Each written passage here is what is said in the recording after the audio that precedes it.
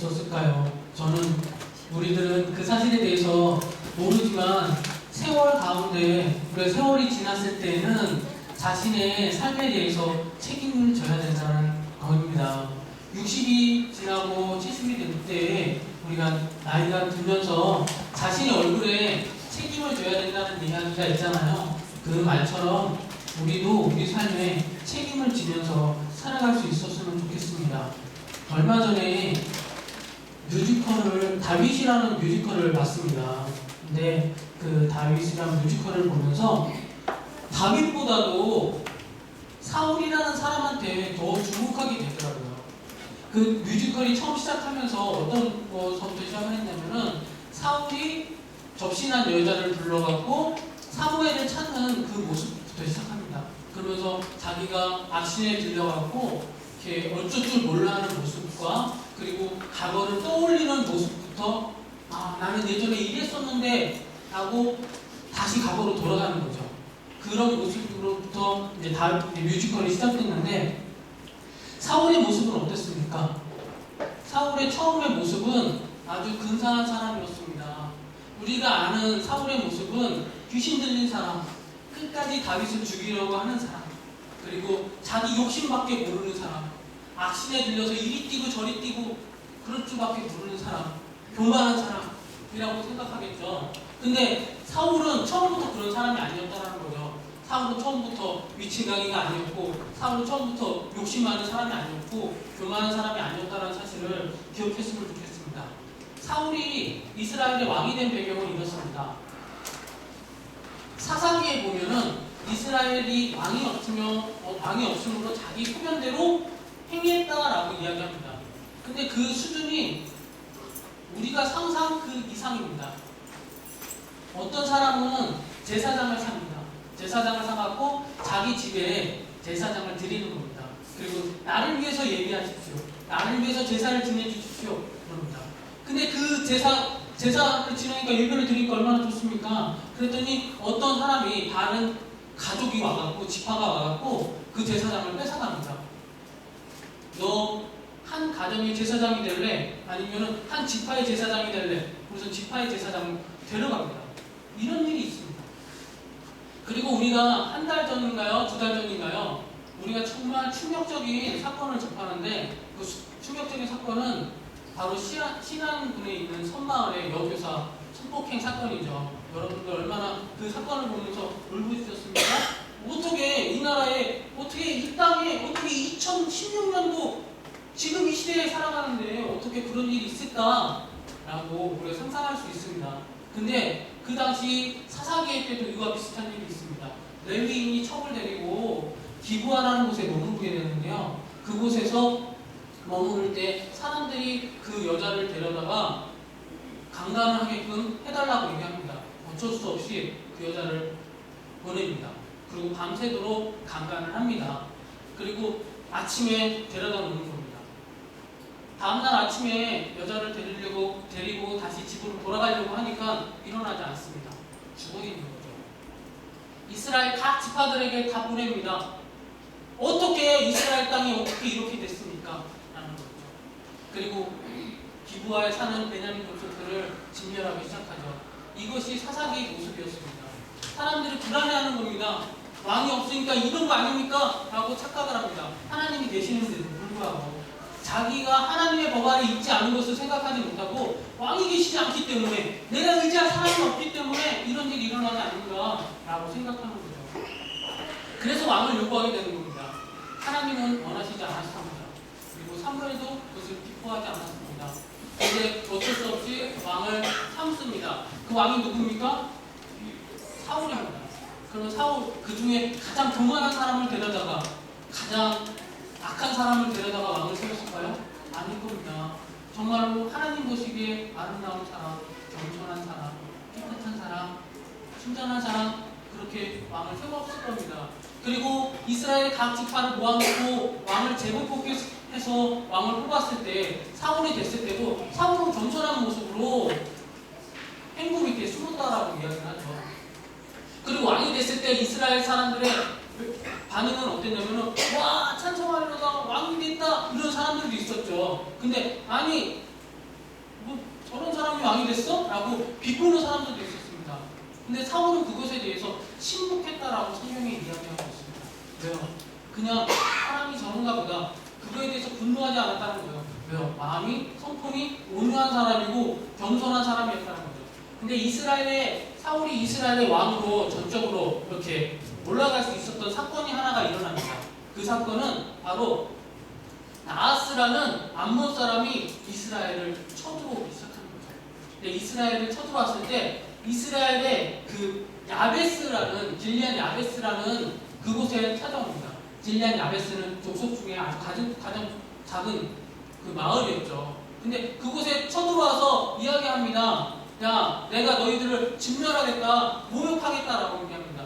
근데 이 사람들이 길리앗 야베스 사람들은 싸울 힘이 없는 겁니다. 그래서 우리가 그냥 당신께 나아가서 언약 맺고 우리가 동생회하고 우리가 그렇게 살아가길 원합니다. 이렇게 얘기합니다. 하지만 암몬 사람이 이걸 무시합니다. 아니, 너희들 누나를 하나씩 빼기 전에는 나랑 언약을 맺을 수 없어. 왜요? 이거는 그때는 법이 아니고 그때는 나라와 나라 조약이 아니기 때문에 힘 있는 놈이 강한 겁니다. 그래서 길리앗 야베스 사람들을 모욕합니다. 그래서 이틀만 우리에게 시간을 주십시오. 내가 우리 이스라엘 족속들에게 전령을 보내서 나를 도와주지 않는다면 그때는 당신들 마음대로 하십시오. 암몬 사람들이 교만한 겁니다. 그래? 너네들이 모욕받자지. 불러와 라고 얘기를 합니다. 근데 전령들을 다 보냈는데 사울이 이 소식을 듣는 겁니다. 사울이 있는 땅은 기브아라는 땅인데 그 사람들이 이 소식을 듣고 울기 시작합니다. 그리고 사울도 소를 가지고 지나가다가 이 소식을 듣습니다. 그래서 소를 각을 띱니다. 잘라내는 겁니다. 다리, 꼬리, 머리 다 각을 떠갖고 각 지파 족속별로 다 보내주는 겁니다. 그래서 하나님의 영이 이렇게 우리를 분노케 했다. 이곳에서 한 마음이 되어서 전투하지 못하면은 다 이 사람들과 이 소처럼 내가 너희들의 각뜨겠다라고 얘기합니다. 사람들이 두려운 마음과 그리고 또 우리 족속이 압도한다는 그 마음 때문에 모이기 시작합니다. 그리고 거기에서 암몬 사람들과 전쟁을 하기 시작하죠. 암몬 사람들을 하나님께서 붙이셨습니다. 잡아 죽이기 시작합니다. 그리고 한 사람도 두 사람에 대해서 도망간 사람이 없다는 거예요. 여러 사람이 다 모였는데 다 한 사람 다 뿌리 다 암몬 사람이 흩어졌다는 거죠. 그때 이제 사울이 인정을 받는 겁니다. 짜잔! 사람들이 외치기 시작합니다. 야, 우리 왕이여, 백성이여, 야, 찬송하리로다. 하나님께서 우리에게 이렇게 훌륭한 왕을 세워주셨어. 라고 이야기하기 시작합니다. 그만큼 사울은 백성을 사랑하는 사람이었습니다. 겸손한 사람이었습니다. 하나님의 마음을 가지고 있는 사람이었죠. 성령이 충만한 사람이었습니다. 근데 왜 이 사람이 왜 하나님 앞에 왜 범죄한 사람이 되었을까요? 왜 나중에 교만한 왕이라고 우리가 생각하는 건 교만한 왕 아닙니까? 우리가 생각하는 거는 그냥 악신 들린, 귀신 들린 왕 아니었습니까? 끝까지 다윗을 사랑하지 못하고 다윗을 쫓아다니면서 그렇게 죽이려고 애쓴 왕 아니었습니까? 그런 왕으로 우리는 생각하기 쉽다는 거예요. 그렇게 된 이유는 두 가지가 있습니다. 첫 번째는 예배에 대한 부분이고, 그리고 또 하나는 예물에 대한 부분입니다. 사무엘상 13장에 보면은 이런 내용이 나옵니다. 이스라엘 사람과 블레셋 사람들과의 전쟁이 나옵니다. 근데 하나님께서 사무엘이 전쟁 가운데 와서 예배를 드려주기로 했는데 기한이 되도록 이 사무엘이 오지 않는 겁니다. 누가 잘못한 겁니까? 사울이 잘못한 겁니까? 아니면은 사무엘이 잘못한 거예요? 이틀이나 늦었습니다. 그래서 사무엘이 어떡합니까? 급한 겁니다.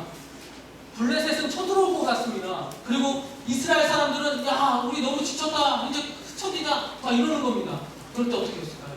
그럴 때 걱정하지 마. 내가 제사를 드릴게. 제사를 드립니다. 우리 하나님 앞에 예배를 드리고 가서 싸웁시다. 얼마나 멋있는 왕입니까? 카리스마 짱입니다. 근데 그것을 사무엘이 보고서 나중에 와서 기뻐하지 않는 겁니다. 왜 당신이 악한 일을 행하셨습니까? 왜 당신이 하나님께서 기뻐하지 않는 행동을 하셨습니까? 라고 이야기하는 겁니다. 하나님께서 이것으로 인하여서 당신의 자손들이 계속 이스라엘 왕이 될 수 있는데 하나님이 이것으로 인하여서 끊어버리길 원하십니다. 하나님 기뻐하시지 않습니다. 라고 이야기합니다. 우리가 드리는 제사, 하나님은 예배하는 자를 찾는다고 하셨는데 하나님은 사람의 심령들을 찾으면서 나를 예배하는 사람 누구일까? 라고 찾는다고 하셨는데 사무엘은 예배를 드렸는데 뭐가 잘못입니까? 근데 하나님께서 기뻐하시지 않는 예배를 드렸다는 거죠. 하나님이 원하지 않는 예배를 드렸다는 겁니다. 우리도 오늘 예배를 드렸습니다. 하나님이 기뻐하시는 예배를 드렸습니까? 우리는 매 주마다 하나님 앞에 예배를 합니다. 속회로도 예배를 하고 금요일날도 예배를 하고 새벽기도 때도 예배를 하고 수많은 예배를 하죠. 근데 그 수많은 예배 가운데서 하나님이 기뻐하시는 예배는 몇 개일까요? 하나님께서 받으시는 예배는 몇 개일까요? 예배의 처음 실패자가 누굽니까? 가인입니다. 가인이 그 예배의 실패로 인하여서 동생을 죽입니다. 아벨을 죽여버리죠. 최초의 살인자가 되어버리는 겁니다. 예배를 잘못 드림으로 말미암아 자기 욕심으로 예배드렸는데 자기 뜻으로 예배드렸는데 하나님께서 기뻐하시지 않는 겁니다. 오늘 우리의 예배는 누구의 뜻이었습니까? 여러분들의 뜻이었나요? 아니면 하나님의 뜻이었나요? 아니 나의 뜻이었나요? 나의 만족을 채우기 위한 예배였나요? 하나님께 드려지는 예배였나요? 그것을 우리가 생각해야 됩니다. 매 순간마다 예배를 드릴 때마다 나는 하나님 앞에 정직함으로 예배드리길 원합니다. 하나님 앞에 내가 겸손함으로 예배드리길 원합니다. 그런 마음이 우리 가운데 있어야 될 필요가 있습니다. 두 번째는 예물 사건이었습니다. 예물 사건이 15장에 우리가 오늘 본문 말씀인데 이번에는 아말렉과 싸움을 합니다. 아말렉과 싸움을 합니다. 근데 사울이 뭐라고 얘기하냐면은 아말렉과 싸워서 죽일 때는 아이들을 막론하고 젖먹는 아이들도 막론하고 그리고 모든 가축들을 다 죽여버려라 라고 이야기합니다. 왜요? 하나님이 아말렉의 모든 속한 것들은 하나도 기뻐하시지 않으셨어요. 왜냐면은 이스라엘 백성들 내 새끼가 출애굽해서 나오는데 아말렉이 괴롭히는 겁니다. 대적을 하는 겁니다. 그래서 거기에서 전쟁을 하죠. 모세가 손을 들고 전쟁합니다. 여호수아가 나가서 싸우죠. 아론과 홀과 옆에서 막 바치는 그 싸움이 아말렉과의 싸움입니다. 그 치열한 전투에서 하나님께서 약속한 게 있습니다. 대대로 아말렉과 싸우리라. 그리고 그들을 진멸하리라. 하나님께서 기뻐하시다는 거예요. 그래서 그들과 전쟁할 때는 뭐든지 다 하나도 취하지 말고 어린아이서부터 그리고 젖먹이서부터 그리고 가축서부터 싹 다 죽이라는 거죠. 진멸하라라고 얘기합니다. 사무엘이 나가서 싸웁니다. 하나님이 함께 하셨습니다. 승리합니다. 근데 승리하고 나니까 거기에서 양이 좋더라는 거죠. 숫장을 보니까 이게 살쪄갖고 잡기 먹기 좋더라고요. 금도 있고 소도 있고 얼마나 좋습니까? 그래서 그것을 다 갖고 옵니다. 사무엘이 와서 이야기하는데 하나님께서 사무엘에게 뭐라고 얘기하냐면 내가 사울을 왕을 삼은 것을 후회한다. 내가 한탄한다. 가서 봐라. 가서 사울이 어떤 행동을 했나 가서 봐라. 사무엘이 찾아갑니다. 사울을 찾아갑니다. 밤새도록 기도하고 가는 겁니다. 어떻게 사울이 어떻게 그럴 수 있습니까? 사울을 용서해야 되는데, 사울을 사랑해야 되는데, 사울이 이스라엘의 지도자인데, 내가 이제 가면은 이제 사울이 이제 이곳을 다스려야 되는데 어떡합니까? 라고 밤새도록 기도하면서 가는 겁니다. 갔는데 어떡합니까? 사울을 다 만나러 오는데 사울이 사무엘 선지자님 어서 오십시오. 우리가 승리했습니다. 라고 얘기합니다. 근데 사무엘은 그 승리 소식이 기쁜 게 아니라 지금 양과 소가 울기 시작하는 겁니다. 울매 울기 시작하는 거죠. 이 소리를 듣고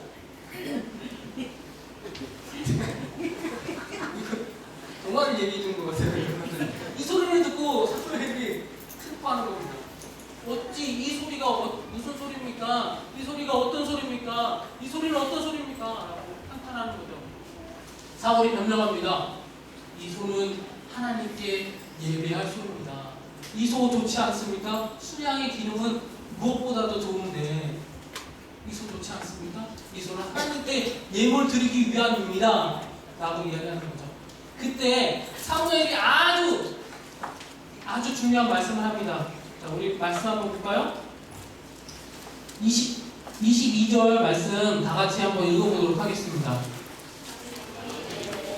여호와께서 번제와 다른 제사를 그의 목소리를 공포하는 것을 좋아하신 것 같이 좋아하시겠습니다. 순종이 지나보다 낫고 듣는 것이 수명의 길이니라. 여호와께서 번제와 제사를 그의 목소리를 청종하는 것 같이 좋아하시겠습니까? 순종이 제사보다 낫고 듣는 것이 수양의 기름보다 낫습니다. 라는 말을 합니다. 얼마나 이게 유명한 말입니까? 순종이 제사보다 낫고 듣는 것이 수양의 기름보다 낫습니다. 우리가 정말 다 아는 말씀입니다. 맞죠? 우리 안보 한번 해볼까요? 순종이 시작. 순종이 제사보다 낫고 듣는 것이 하나님께서는 예배를 기뻐하십니다. 하나님께서는 예물 드리는 자를 기뻐하세요. 즐겨 드리는 자를 사랑한다라고 얘기합니다. 복음서에 보면은 그 300데나리온 되는 향유를 가져다가 예수님의 발 앞에 깨트렸을 때 예수님이 너무너무 기뻐하십니다.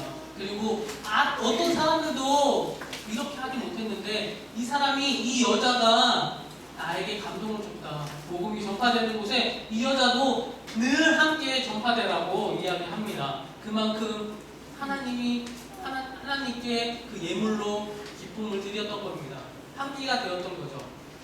하나님은 예물을 좋아하십니다. 그 마음의 중심으로 드려지는 예물을 좋아하십니다. 왜 좋아하십니까? 물질이 있는 곳에 마음이 있기 때문에 그래요. 그래서 물질이 있는 곳, 내가 그만큼 투자하는 곳에 내 마음이 있는 겁니다. 내가 이 사람을 사랑하지 않으면은 투자하지 않습니다. 물질을 쓸 수가 없어요. 근데 내가 이 사람을 사랑한다면은 물질을 사용합니다. 그리고 또 그를 사랑하는 거죠. 물질이 있는 곳에 마음이 있는 것입니다. 근데 하나님께서는 예물보다도 뭐를 더 귀하게 여기셨냐면은 물질이 아니라, 예물이 아니라 듣는 거라는 거죠. 예배보다는 순종이라는 겁니다. 우리가 그러면 예배를 드리면 안 되겠죠. 우리가 예물을 드리면 안 되겠죠. 그게 아니라 하나님께서 참된 예배는, 그리고 참된 예물은 이 사도를 통해서 이야기해 줍니다. 예배라는 것은 순종으로 이어져야 된다는 거죠. 예배라는 것은 하나님의 말씀을 듣는 거고, 예배라는 것은 하나님의 말씀을 내 마음속에서 잣대로 재는 게 아니라 즉각으로 순종하고 나아가는 모습이 있어야 된다는 겁니다. 예물을 드릴 때 우리의 예물이 드리고서 나는 끝이야 라고 얘기하는 게 아니라, 이 중에서 내가 가장 많이 드렸잖아, 그럼 나는 이 예배자에서 가장 위대한 사람 아니야? 라고 생각할 수 있잖아요. 다른 사람 10만원 드릴 때 나 100만원 드렸잖아. 나 10사람 목한 거야 라고 생각하지 않겠습니까? 근데 하나님은 그렇지 않다라는 거예요. 하나님은 그 예물의 양이 중요한 게 아니라 수양의 기름이라도 하나님께서 기뻐하시지 않는 게 있다는 거죠. 예물 드리는 거 귀한 겁니다. 어떤 사람, 제가 그 전에 있던 교회에서 어떤 사람이 거의 로또를 맞았습니다. 주식 투자를 했는데 3천만 원 가지고 주식을 투자를 했는데 30억이 된 거예요. 뱅크가 튀겨진 거죠. 그래서 어머니 의사님한테 이제 그랜저를 딱, 신용 그랜저를 딱, 어느 날 금요 찾아가는데 신용 그랜저를 딱 타고 오신 거예요. 그래가지고 이거 뭐냐고 그랬더니 우리 아들이 사줬어 이렇게 막 얘기하시더라고요. 근데 이제 30억이 생긴 겁니다. 하나님께서 도우셨죠. 하여간 그렇게 그 집에 가서 신방을 하고 그랬습니다. 근데 추수감사절 때 이제 추수감사절 때 헌금을 하는데 10,000원을 헌금을 한 거예요. 목사님이 정말로 그 집에 가갖고 예배하고 뭐 그런 걸, 그리고 하나님 앞에 너무 감사하다고 막 이렇게 막 간증도 하고 막 그러는 겁니다. 다른 교회가 있으니까 제가 그렇게 했다만 해도 괜찮잖아요. 네. 거기까지는 안 가겠죠.